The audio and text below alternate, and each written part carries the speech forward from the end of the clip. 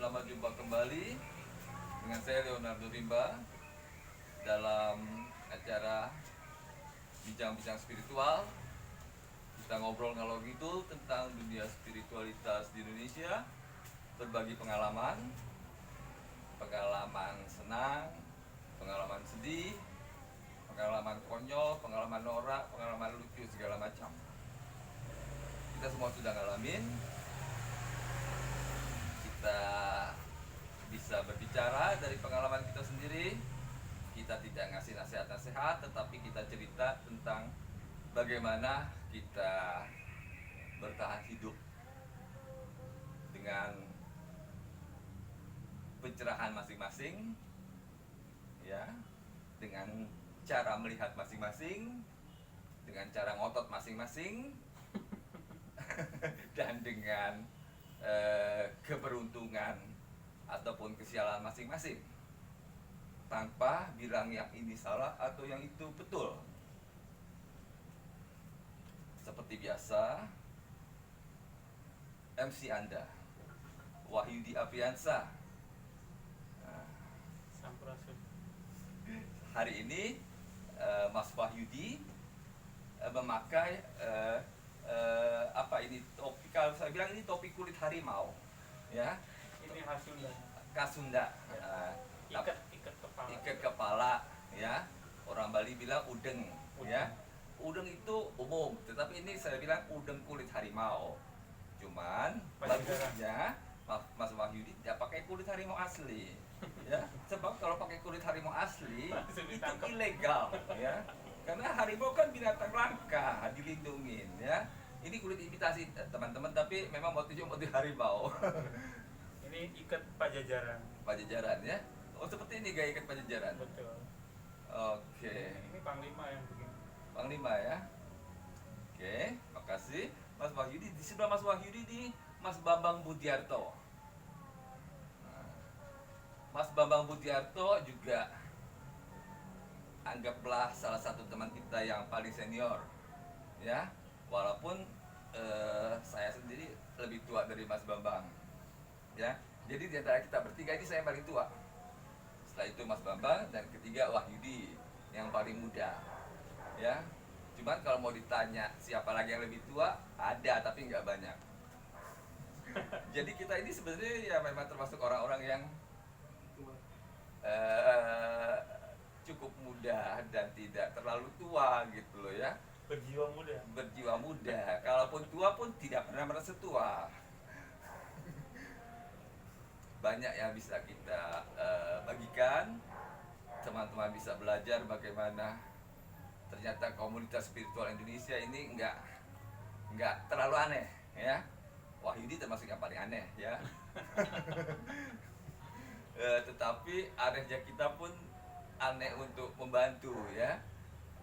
Kalau Wahyudi tidak mencet-mencet orang, tangannya, kakinya, atau apanya, dia tidak merasa memperoleh kekuasaan. Ya. Kalau saya nggak mau megang orang, nggak mau megang secara fisik, tapi pegang secara mungkin energi, ya, dengan cara berbicara seperti ini. Kalau Mas Bambang banyak berbagi pengalaman tentang penglihatan, vision. Tiba-tiba Mas Bambang bisa melihat nomor-nomor yang melintas begitu saja di depan matanya. Hari ini nomor 21. Besok lagi nomor 30. Artinya apa? Artinya pun bisa datang tiba-tiba, ya. Nomor 30 contohnya. 30 itu kan 3 tambah 0 sama dengan 3. 3 artinya apa? 3 artinya kepemimpinan, leadership, manajemen, ya. Artinya beresin deh urusan lo masing-masing dengan cara profesional. Cara profesional maksudnya bagaimana? Maksudnya tegas, logis, langsung, tidak bertele-tele, tidak ngeyel. Sebab apa? Sebab kalau terlalu banyak acara, terlalu banyak alasan, terlalu banyak ini, terlalu banyak itu, terlalu banyak tidak enak sama orang, akhirnya apa? Berantakan, ya. Saya nggak mau sebut nama, Saya juga nggak mau cerita mendetail, tapi pagi sampai siang ini baru saja kita berdua membantu seorang teman yang aset bisnisnya itu ratusan miliar, teman-teman. Kasihan. Ratusan miliar, kerjanya sudah belasan tahun, dan Omsetnya sama triliun. triliun ya, Triliun. dengan omset sekian triliun per tahun, tapi berlibat-libat begitu aja sampai akhirnya sekarang untuk makan aja susah, keluarga berantakan, hutang di bank numpuk, melego mesin-mesin, jual murah, mesin-mesin, kapal-kapal jual, dan hutangnya masih ada, asetnya dalam bentuk properti, pabrik segala macam juga masih ada, dan harganya itu semua jatuh. Ya, kenapa? Kalau saya bilang, dia tanya, apa saya kurang amal? Bukan kurang amal, tapi terlalu baik.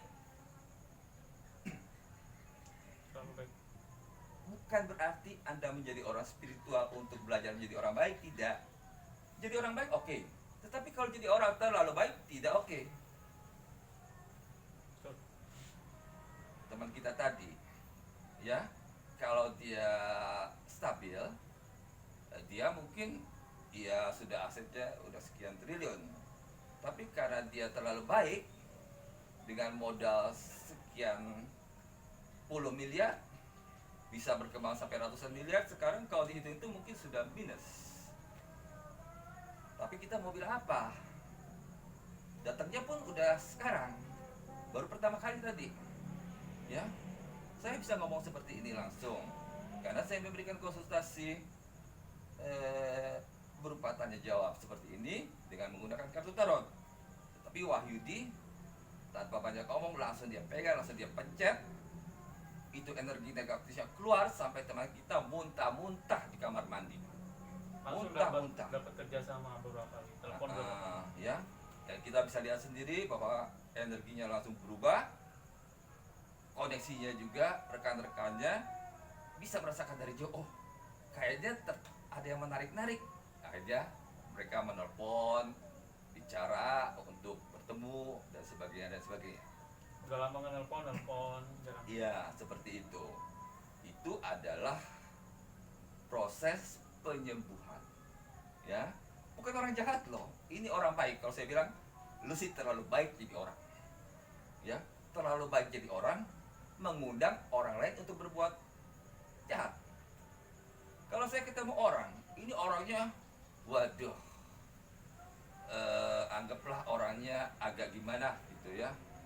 Kayaknya judes, gak mau kalah, egois. Itu saya untuk usirin pun segan. Tapi kalau saya ketemu orang, aduh orangnya baik, jadi gatel pengen ngerjain ini orang. Nah, teman kita itu seperti itu, terlalu baik. Jadi orang tuh tergoda untuk ngerjain, Nipu ya. mengambil kesempatan. Banyak orang suka mengambil kesempatan karena lihat ini orang gampang dikerjain. Orang yang gampang dikerjain bukan orang jahat, tetapi orang yang terlalu baik. Makanya jangan jadi orang terlalu baik. Ya, itu bukan cobaan dari Tuhan, tetapi Anda sendiri yang ngeyel. Kepengen dibilang orang baik, nggak mau dibilang orang pelit, nggak mau dibilang orang jahat. Kalau saya dibilang orang jahat, saya nggak peduli. Kenapa? Kalau saya kepengen dipuji jadi orang baik, ketarik sana ketarik sini, bantu sana bantu sini, sampai urusan saya berantakan, akhirnya gimana? Akhirnya saya jadi beban orang. Lebih baik kita jahat sedikit, tetapi tidak merugikan orang lain, daripada Anda terlalu baik, urusan Anda berantakan. Ada yang sampai ratusan miliar, ada yang puluhan miliar, ada yang miliaran, ada yang ratusan juta, ada yang puluhan juta, ada yang cuma hitungan berjuta-juta. Sama aja, sama aja. Urusan uang nominalnya dalam rupiah, dalam dolar itu bisa berapa saja, tetapi penyebabnya itu umumnya tuh sama, ya. kita tidak mau berubah, seperti ini seumur hidup. Kalau kita mau berubah, ya insya Allah kehidupan kita akan berubah. Seperti itu, ya. Dan nggak ada gunanya untuk bilang-bilang cobaan atau kurang amal. Kurang amal apaan, ya? Anda amal begitu banyak, habis beramal sana beramal sini. Kalau Anda tetap saja tidak mau logis, tetap saja takut dikatain orang sebagai orang yang pelit, Anda mau aja ditarik ke sana kemari, tetap aja urusan Anda akan berantakan. Itu yang saya bagikan kepada Anda hari ini, ya. Tetapi Mas Bambang Budiharto akan membagikan yang lain. Saya perkenalkan dulu, Mas Bambang ini pertama kali saya ketemu itu kira-kira tahun 2012 ya. 2012 itu 8 tahun yang lalu, Mas. Ya. Ya, Mas Bambang Awalnya pernah- sih 2011 2011 ya. sama Tia Umil. 9 tahun yang lalu ya. Kemudian Mas Bambang berlatih meditasi sama-sama saya. Ya. Selama bertahun-tahun itu, saya bisa bilang teman kita laki-laki yang paling baik, paling alim, tidak pernah terlibat skandal itu Mas Bambang Budiharto ini. Ya. Bukannya saya ngejelekin komunitas kita ya, tapi kan kita kan orang dewasa bukan anak kecil ya. Ada yang bikin skandal ini, skandal itu banyak deh. Ya. Mas Bambang tidak pernah terlibat.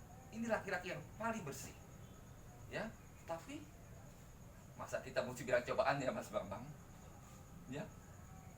Kita bilang perjalanan spiritual. Ya. Orang laki-laki yang bertanggung jawab pun rumah tangga bisa goncang, tetapi akhirnya Mas Bambang bisa menjalaninya. Ya. Ya tambah dewasa ya. Terus bilang apa lagi? Ya. Ilmunya semakin dahsyat. Ibu semakin dahsyat. Saya tadi diperdengarkan sebuah lagu, tiba-tiba saya langsung ngantuk. Langsung saya pindah ke sana, mau tidur ah. Nggak tahu lagu dari planet mana ini. Kemudian ada juga hobi. Kalau Wahyudi hobinya traveling keliling Indonesia. Dengan modal 20.000 rupiah saja dari Jakarta bisa sampai Bali. Kalau Mas Bambang hobinya mengumpulkan batu-batuan. Ya, batu-batu akik, batu-batu kristal yang berguna untuk penyembuhan. Ya. Pokoknya kalau orang baik akan suka sama batu-batu koleksi Mas Bambang. Kalau orang bawa aja jahat, lihat batu Mas Bambang itu panas saja bawaannya. Ada ya? Katanya ada yang bilang batu Mas Bambang tuh ada isinya. Ya. Kalau orangnya baik, malah kepengen tidur sama itu batu-batu. Ada di kamarnya penuh batu ya. Kalau orangnya bawaannya udah bagaimana, ngelihat itu kilau batu aja udah langsung panas gitu ya. Katanya ada setannya. Bukan setan, itu energi. Ya, batu-batu alam itu punya energinya. Ya. Jadi teman-teman kalau nanti tertarik melihat koleksi Mas Bambang silahkan. Ada yang dari paling kecil sampai paling gede. Ya, kalau kepengen punya, pengen dibawa pulang juga boleh. Ada maharnya. Maharnya itu relatif ya, bisa bicara sendiri sama Mas Bambang. Nanti Mas Bambang akan kasih nomor WA-nya ya. Bisa janjian ketemu Mas Bambang, tinggalnya di Beji Depok. Ya. Nah, banyak yang kita bisa bagi, pengalaman bisnis.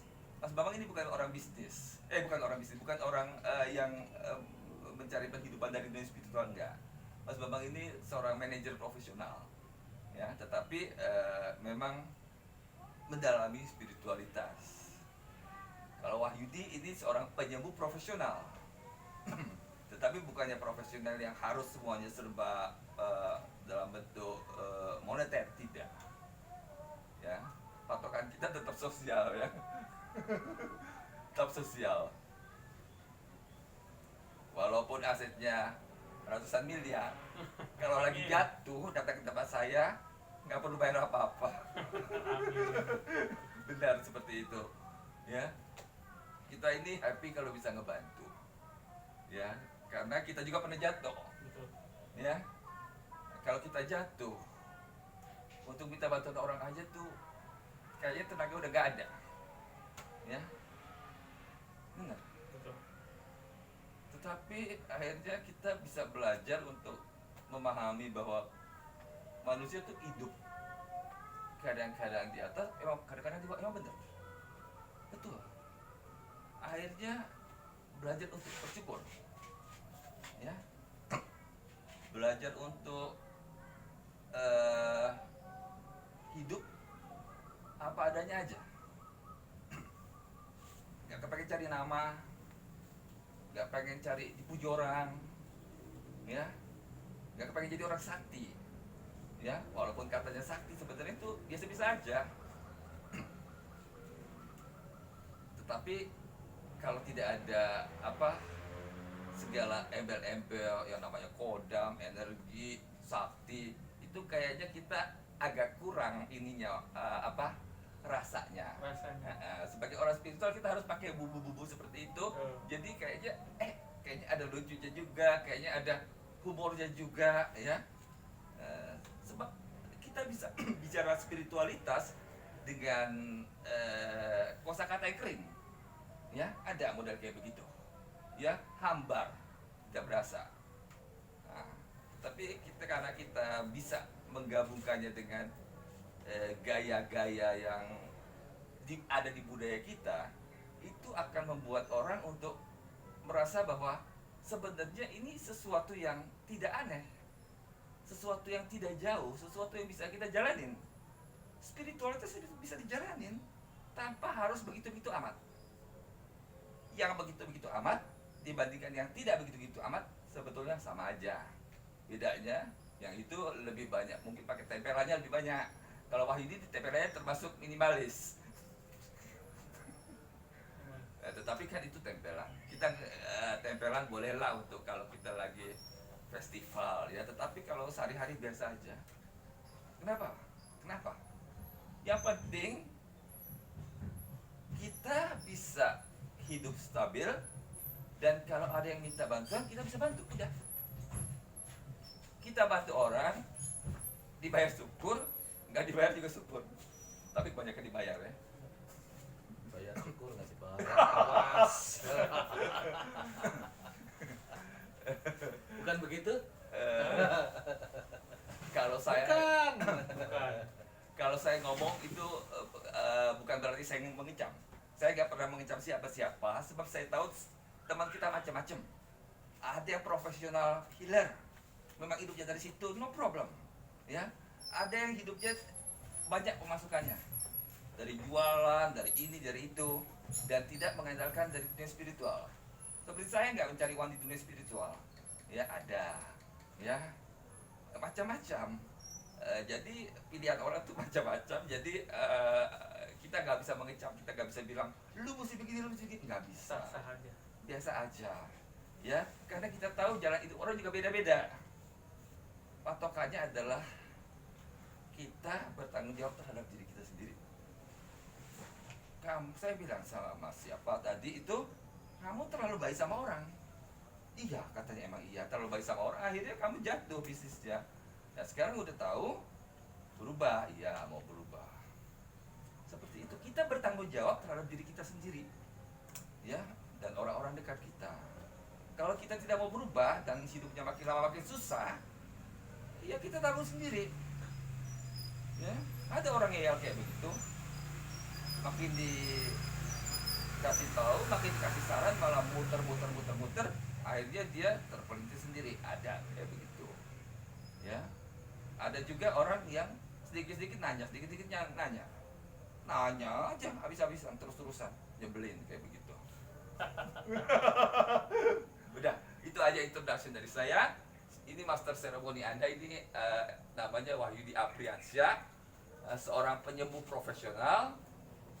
Dia juga menerbitkan buku. Anda kalau mau tinggal tanya bagaimana caranya untuk dapat itu buku, atau kalau mau ketemu juga boleh tinggal tanya.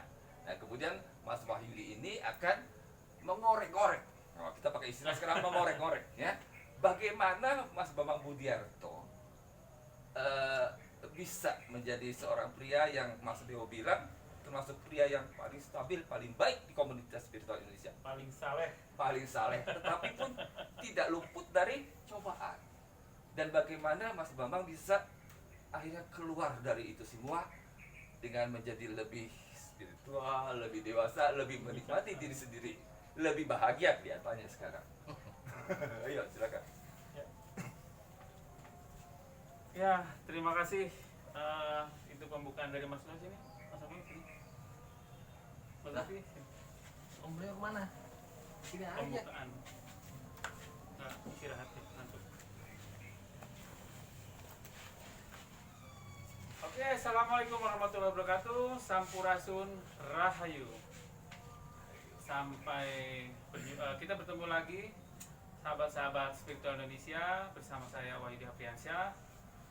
Sekarang kita kedatangan seorang sesepuh dari grup spiritual Indonesia, yaitu Mas Bambang Budiarto. Jadi beliau ini seperti yang Mas Leo tadi bilang ya, itu sosok yang luar biasa, yang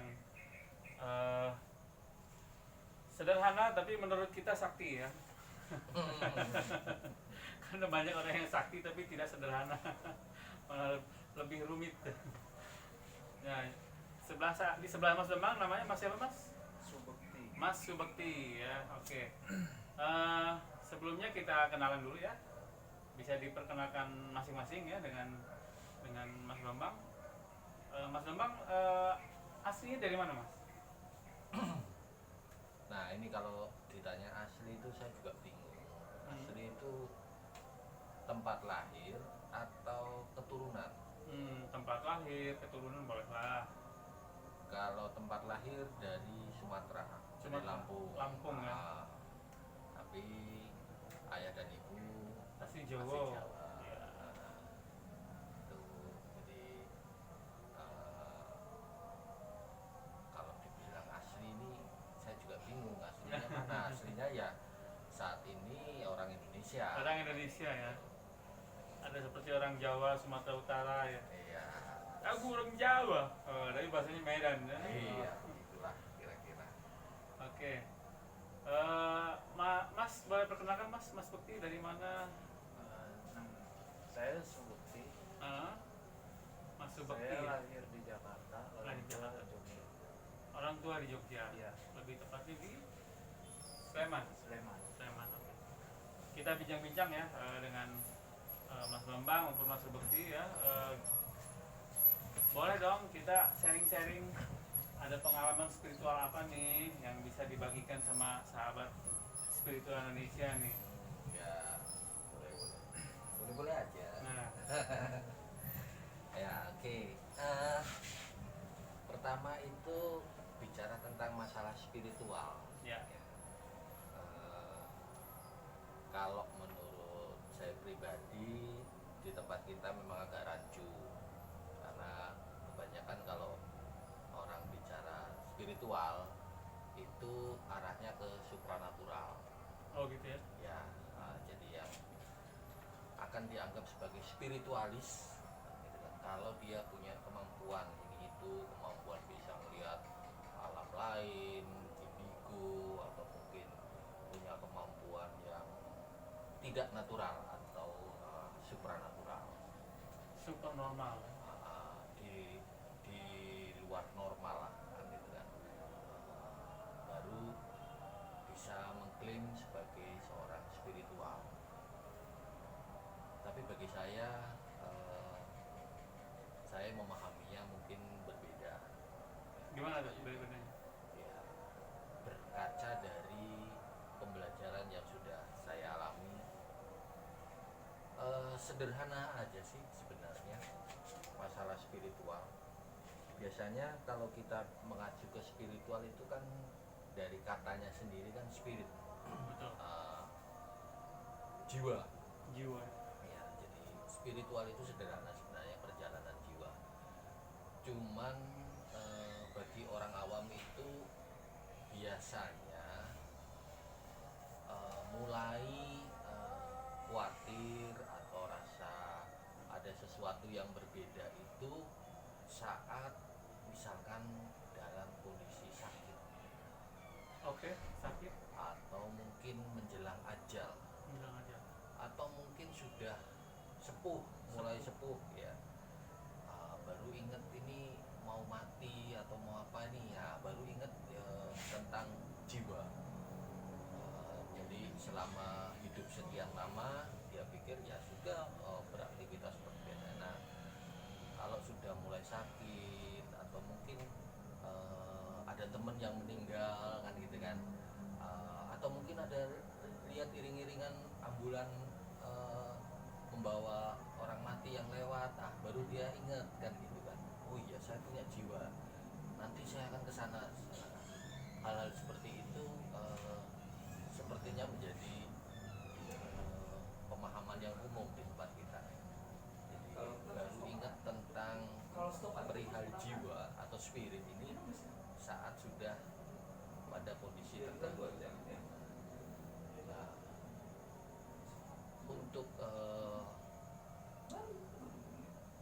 memahami kondisi seperti itu, saya melihatnya bahwa kalau kita bicara tentang spiritual, sebenarnya adalah perjalanan jiwa kita ya, yang saat ini sedang memiliki tubuh fisik, Spiritual journey ya, perjalanan ya. perjalanan spirit. Nah, semua orang pada dasarnya ya, karena memang semua orang mempunyai spirit, mempunyai jiwa ya, semua orang boleh dikatakan spiritual kan gitu kan, atau spiritualis. Cuman kesadaran untuk menyadari bahwa jiwalah yang menjadi sarana kehidupan kita, sementara tubuh fisik ini merupakan wahana untuk kehidupan kita di bumi saat ini. Ya, segala fenomena yang terjadi itu merupakan perjalanan spirit sebenarnya. Jadi spiritual bagi saya sederhana, ya sudah, perjalanan kehidupan kita, keseharian kita, dan kesadaran kita untuk memaknai setiap momen-momen kehidupan bersama dengan sesama kita sebagai sesama penghuni bumi, sesama manusia, dan berikut juga kehidupan-kehidupan dengan alam sekitar kita, dengan tumbuhan, dengan hewan. Nah, kalau mengenai hal-hal yang supranatural itu memang menjadikan suatu kendala yang menyebabkan terjadinya pemisahan, semacam ada jarak ya, terutama di tempat kita. Seperti tadi yang saya katakan, kecenderungannya di tempat kita mengatakan atau membicarakan tentang spiritual adalah bicara tentang supranatural. Jadi kalau nggak punya kesaktian pengono begini ya lu belum punya atau belum dinilai sebagai spiritualis. Padahal ya sebenarnya sih sebaiknya tidak seperti itu. Itu kalau dari sisi saya. Jadi memang ada pepatah yang mengatakan, ini dari teman kita ya, bahwa sesungguhnya yang tidak sakti itulah sebetulnya yang sakti. Jadi yang tidak bisa apa-apa justru malah itulah yang sakti. Jadi memang kita kadang berbeda-beda memaknai spiritual ya. Tapi menurut Bang Bambang spiritual itu seperti itu ya. Kita di sini mencari sebuah pencerahan, betul ya. Dalam arti begini, dalam arti merubah situasi di mana kita sedang dalam keadaan yang tidak stabil, kemudian menjadi stabil ya. Kemudian yang stabil lebih stabil lagi ya. Baik itu dalam bidang apa spiritual, materi ya, keduniawian, atau mungkin juga sifatnya kemanusiaan ya, itu sah-sah saja ya. Pilihan ya, Anda mau memilih jalan yang mana. Jadi intinya adalah eh, memaknai bahwa kita ini diciptakan di dunia ini untuk bermanfaat buat orang lain, begitu ya. Sebisa mungkin menolong orang lain ya, membahagiakan orang lain. Nah, di sini kita akan membahas sedikit tentang apa saja sih yang pengalamannya Mas Bambang ini mengenai mungkin teman-teman ada yang penasaran dengan batu-batu koleksinya, atau mungkin frekuensi mengenai suara-suara yang ya lintas dimensi untuk healing dan lain-lain, untuk kemakmuran dan lain-lain gitu ya. Mungkin bisa di sharing Mas Bambang?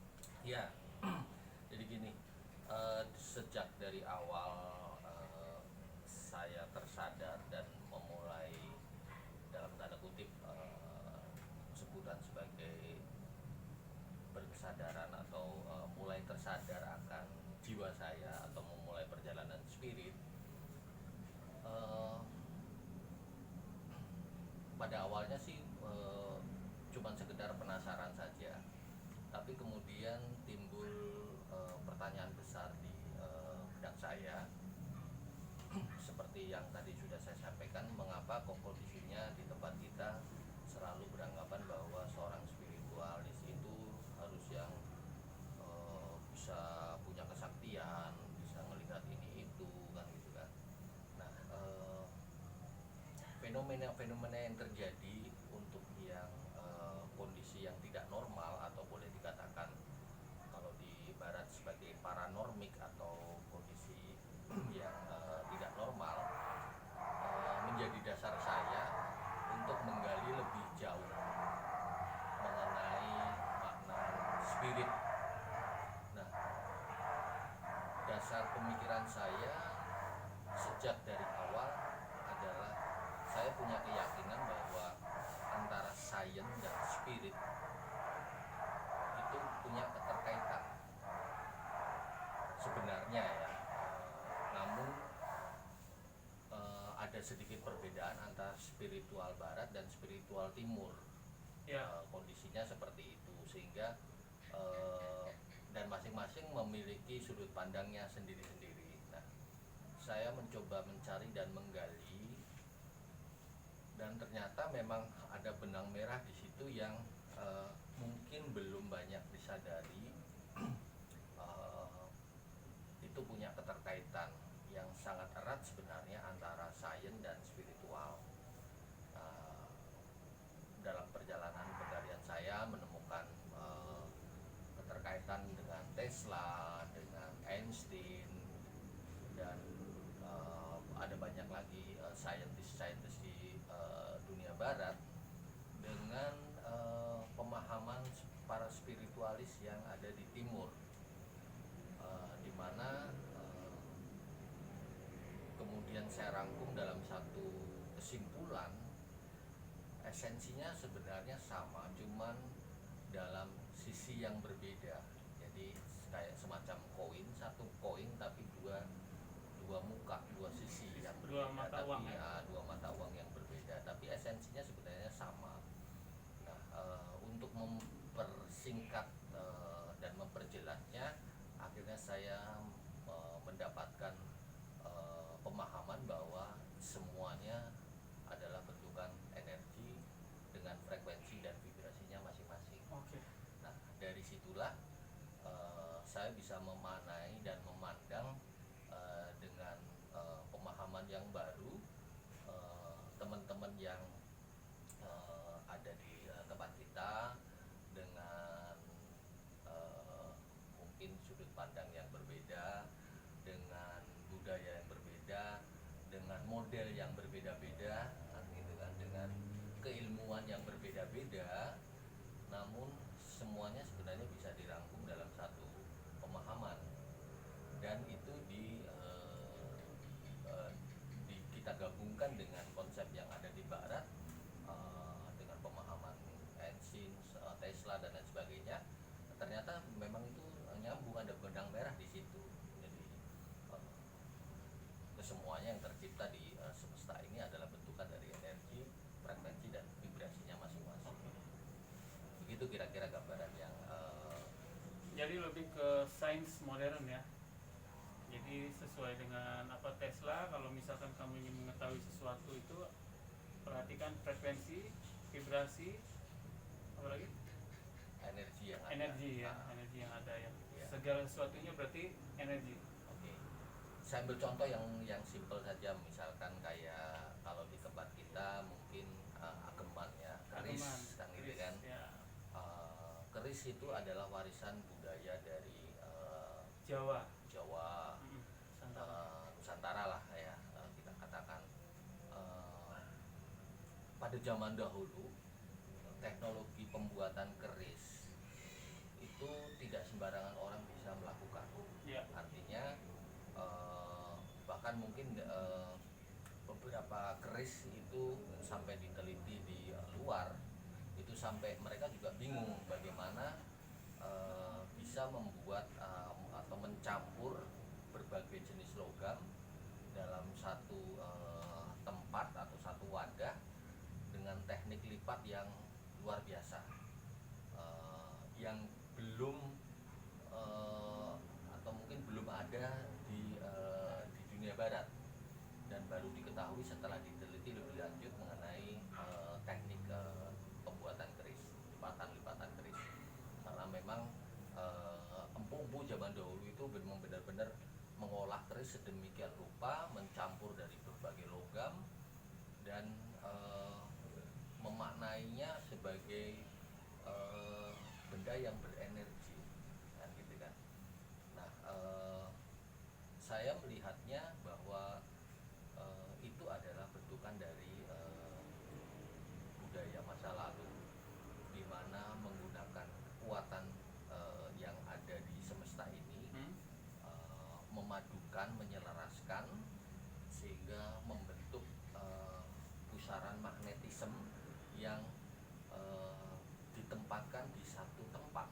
Oke. Nah, sehingga apabila si empunya keris tadi katakanlah mungkin memegang atau mungkin atau membawa si keris tadi, daya magnetnya dari si keris itu mempunyai efek magnetisme kepada si empunya tadi, gitu kan. Nah, kalau kita bicara tentang balik lagi tentang energi tadi, energi dengan frekuensi dan vibrasinya masing-masing, mungkin si empunya pasti akan dikasih tahu sama si empu, kan gitu kan. Oh, ini kalau mau menggunakan ini dengan membaca mantra A B C D misalkan. Mantra itu kan vibrasi. Ya. Nah, kemudian frekuensi yang ada di medan elektromagnet keris tadi akan terpancar keluar. Nah, frekuensinya itu bisa dipakai sesuai dengan katakanlah mungkin frekuensi yang sudah ditanamkan oleh sang empu tadi, kan gitu kan. Misalkan untuk keberanian, nah ya, frekuensinya memang membuat orang nggak takut gitu loh. Nah, pengasihan atau apalah bentuknya. Nah, itu semua sebenarnya kalau mau dirunut ada benang merah antara barat dan timur gitu. Jadi saya memaknai seperti itu. Jadi bukan keris itu untuk disembah-sembah atau tidak, kan gitu kan. Saya lebih tertarik mengapa ini bisa seperti ini, ada apa nih. Nah, itu ketertarikan itulah yang kemudian membuat saya menggali dan menggali lebih jauh lagi. Oh, ternyata itu esensinya adalah tentang energi, frekuensi dan vibrasi. Jadi udah jelas ya bahwa kita di sini memahami sesuatu yang kuno seperti keris, kemudian yang lainnya dalam sudut pandang yang modern ya, sudut pandang vibrasi, energi ya. Nah, kemudian di sebelah Mas Bambang ini ada namanya Mas Subekti. Nah, Mas Subekti ini dari Jogja ya. Iya. Boleh cerita Mas Subekti, pengalaman spiritual apa yang Mas Subekti mau sampaikan, wawasan apa kepada para sahabat spiritual Indonesia di rumah? Saya kan baru ya. Nah, Ya saya sih baru mau memperdalamkan. gitu ya. Ya, ya saya sih setiap meditasi ya meditasi aja. Ya. Jadi Mas Bakti baru ya, jadi Iya. baru bergabung dengan Mas Bambang ya.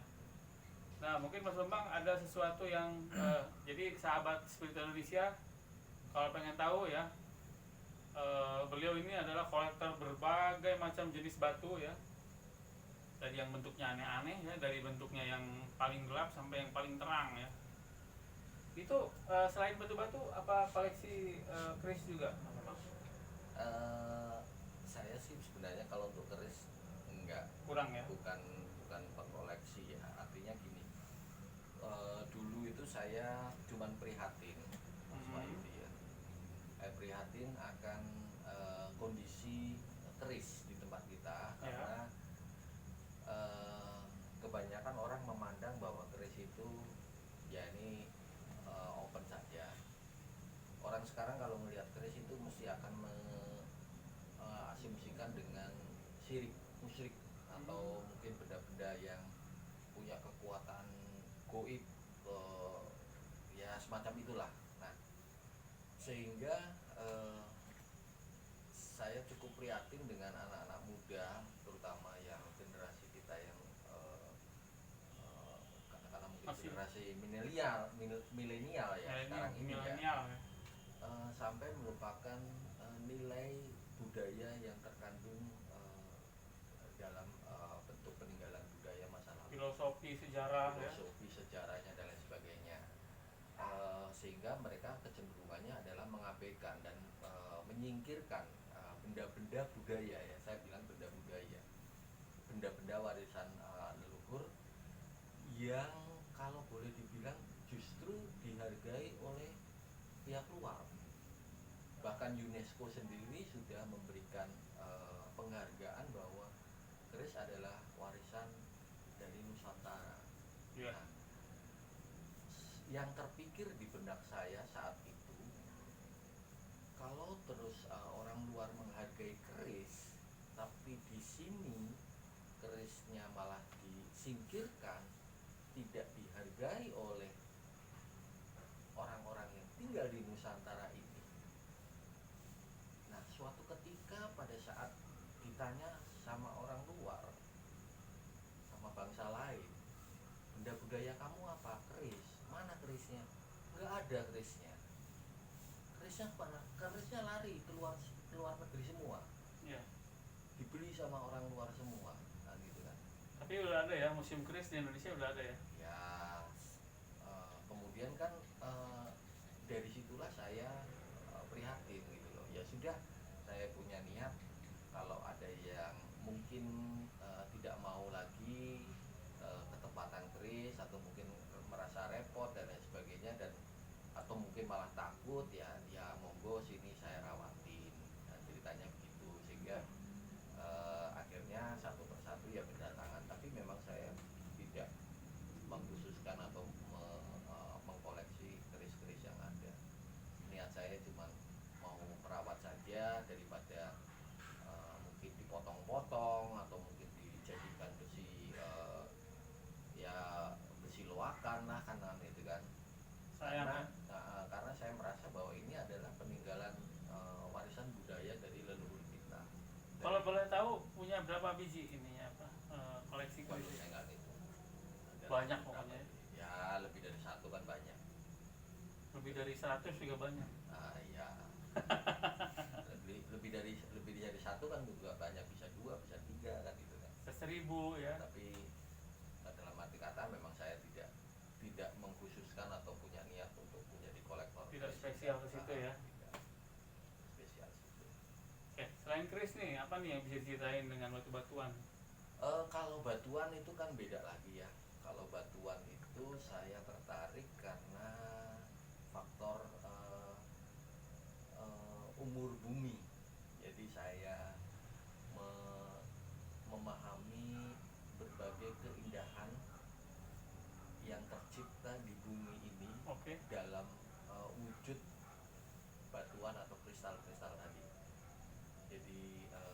kita bahkan kalau mungkin orang geologi kalau mau lihat perjalanan tempat kita berpijak, tempat kita hidup atau bumi ini, ya lihatlah biasanya lihat dari batuan.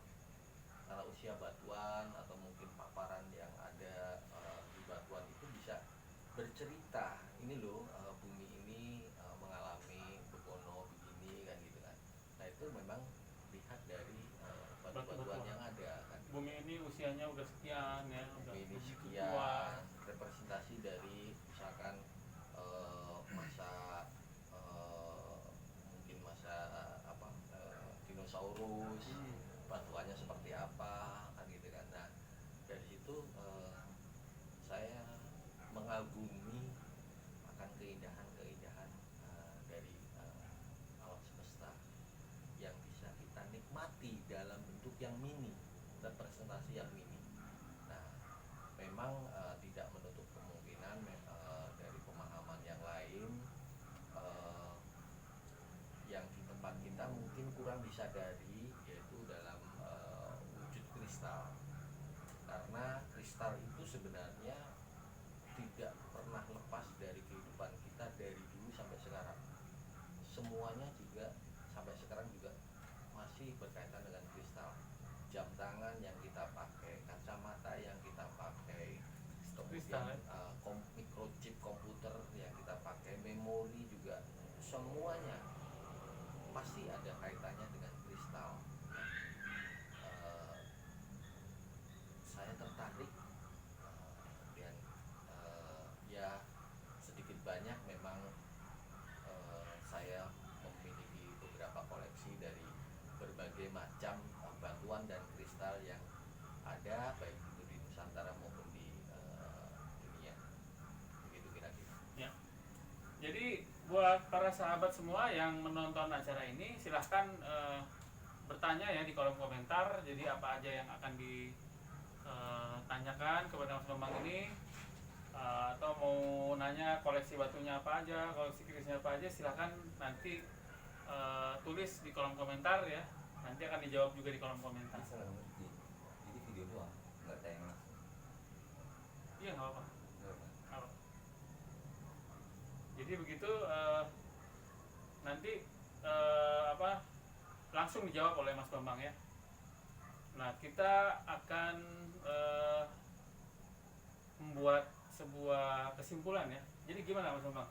Apa harapan-harapan Mas Bambang dengan grup Spiritual Indonesia ke depannya, kemudian apa yang pesan kesan nih, karena kan ini kita perdana nih ya, perdana untuk YouTube ya. Nah gimana, silakan Mas Bambang. Karena Mas Bambang ini salah satu sesepuh ya di Spiritual Indonesia. Sebenarnya sih simpel saja ya. Memang saya tertarik untuk memulai perjalanan spiritual itu karena memang saya sadar bahwa saya memiliki jiwa spirit yang saat ini sedang menempati tubuh fisik dan punya namanya Bambang. Demikian juga Mas Wahyudi yang di samping saya ini namanya Mas Wahyudi kan gitu kan. Ini Mas Supekti tadi dengan Pak Leo kan gitu kan. Nah,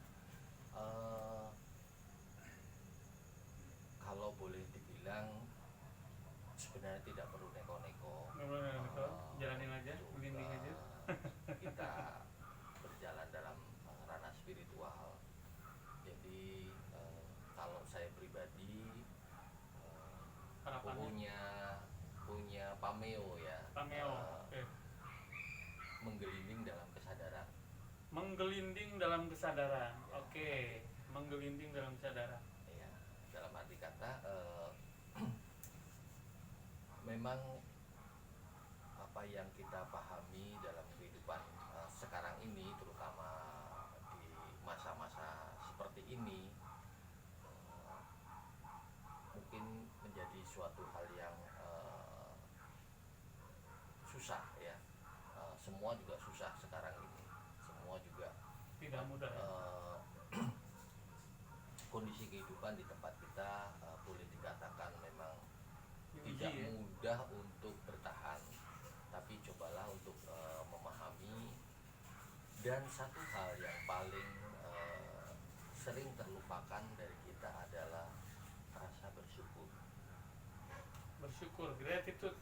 Ya, syukurilah apa yang kita saat ini ada dan kita jalani. Perbanyaklah rasa syukur apapun itu kondisinya yang kita hadapi, sebaiknya penuhi dengan rasa syukur. Karena apa? Kalau kita mau selalu membandingkan dengan diri lain yang ada di luar, itu tidak akan pernah cukup. Oke. Tapi kalau kita mensyukuri apa yang sudah ada dalam diri kita, dengan kelengkapan tubuh kita, Dahsyat. dengan apa yang sudah kita miliki, kan gitu kan, dibandingkan dengan diri lain. Jadi jangan membandingkan diri lain dengan diri kita, tapi bandingkan diri kita dengan diri lain yang kemungkinan besar masih banyak yang lebih menderita, lebih sakit, Lebih susah. susah, dan lebih banyak yang lain dibandingkan dengan kita, kan gitu kan. Nah, barulah rasa syukur itu kita coba untuk lebih perbanyak, karena tanpa rasa syukur akan menjadi sia-sia. Oke. Tanpa rasa syukur maka akan sia-sia ya. Ya, semua juga akan sia-sia. Apa yang sudah kita jalani, mau jungkir balik katakanlah mungkin Bukono begini, tapi kalau tidak mensyukuri, tidak akan pernah rasa cukup. Jadi itu salah satu pesan ya, pesan. Dan buat para sahabat spiritual ada titipan nih, pesan dari Mas Bambang Mudiarto. Nah, jadi kita harus sering bersyukur ya. Tanpa bersyukur kita tidak akan bisa menikmati kehidupan ya. Iya. Jadi apapun bentuk kesulitannya apa yang sedang kita alami sekarang ini, itu ternyata masih banyak yang lebih susah dari kita ya. Nah, kita harus bersabar, kita harus terus berjuang, kita harus terus bersyukur ya, dan selalu berusaha membahagiakan orang lain ya. Baik, mungkin ada lagi? Cara cukup. Cukup ya. Jadi apa namanya, mungkin itu ya pesan-pesan dari Mas Bambang ya. Nah, ini kita akan tampil di YouTube ya. Ini perdana di YouTube ya, yang kemarin itu live Facebook. Jadi buat rekan-rekan Spiritual Indonesia yang mau tampil di YouTube channel Spiritual Indonesia bersama Mas Leo dan saya maupun Kirama Wijaya ya. Ada Mas Boni juga ya tadi kemarin ya. Nah, silakan daftarkan diri Anda, kemudian kalaupun Anda mau promosi silakan siapkan ya apa aja yang mau dipromosikan, nanti insya Allah akan kita tampilkan. Nah, kalau Mas Bambang ini banyak ya perkerisan, perbatuan, nah silakan ke beliau. Nanti akan di share nomor beliau ya. Yang aneh-aneh, batu yang paling langka maupun keris yang paling langka ada pada beliau. Oke, mungkin kita tutup aja ya, seperti itu ya. Ya. Kita Mungkin sedikit koreksi saja. Sedikit koreksi, gimana? Kalau untuk yang keris saya bukan kolektor. Bukan Jadi, kolektor. jadi keris yang ada di saya cuma beberapa saja. Beberapa. Dan itu pun juga karena memang timbul dari niat saya untuk sekedar untuk merawat dan menghargai benda budaya. Jadi Oke. kalau untuk keris memang saya harus akui mungkin ada banyak kolektor-kolektor lain dan ahli-ahli perkerisan, kan gitu kan. Jadi mohon tidak Mau yang normal dan tidak normal ya, mau yang cuma berdiri atau yang jalan-jalan. saya tidak melihat seperti itu. Tidak ya, Sudut tidak. pandang Oke, seperti oke. itu, kan gitu kan. Dan saya hanya memahami bahwa saya punya niat untuk merawat benda-benda budaya. Oke. Dalam perjalanannya mungkin ada yang saya lebih suka memahami dalam bentuk energi, frekuensi, dan vibrasi. Jadi keris itu pun kan memang dibuat dari logam Betul. yang memiliki daya magnet. Betul. Nah, itulah yang kemudian dianggap oleh awam menjadi suatu keanehan, memiliki keanehan tertentu di mana keris itu bisa berdiri dan sebagainya. Dan kalau saya sih melihatnya itu suatu hal yang biasa saja. Biasa saja. Nah, itu aja. Tapi yang biasa saja itu ternyata itu adalah yang luar biasa ya. Seperti sosok Mas Bambang ya, yang terlihat biasa saja, tapi bagi kita sih yang lihat luar biasa. Oke, mungkin sahabat spiritual, kita tutup ya acara kita hari ini. Sampai ketemu lagi di acara YouTube channel Spiritual Indonesia kita yang berikutnya. Jadi saya harap akan diundang tamu-tamu lain yang siap mengisi di acara YouTube channel Spiritual Indonesia. Baik, saya Wahyudi Apriansyah, sebelah saya Mas Bambang Mudiharto dan Mas Subekti undur diri. Semoga kita akan bertemu lagi di lain kesempatan. Wassalamualaikum warahmatullahi wabarakatuh. Sampurasun Rahayu.